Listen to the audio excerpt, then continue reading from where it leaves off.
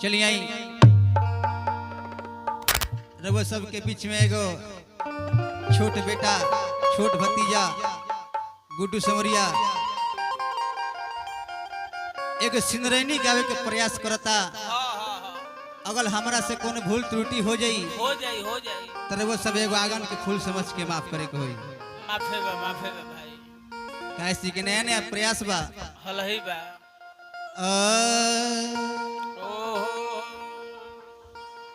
ए स्वामी तेरी दर्शन बिना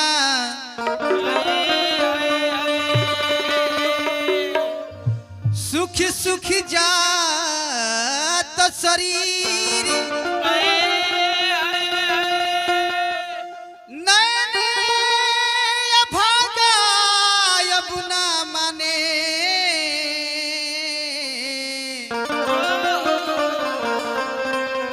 झर झरू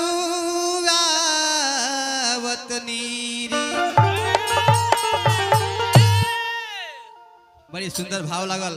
का हो गुरु के भजन बा कैसे कि गुरु के नगरिया देखे अरे जाई बहो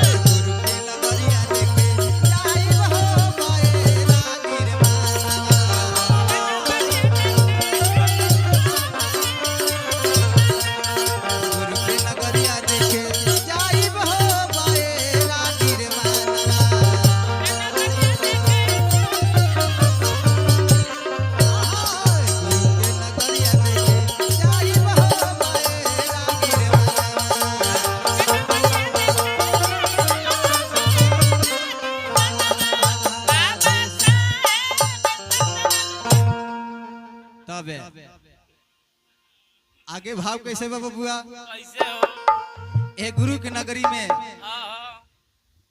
जे भी जाला ओकरा बढ़िया फल मिलेला अरे गुरु के नगरिया में पालेला पुखारवा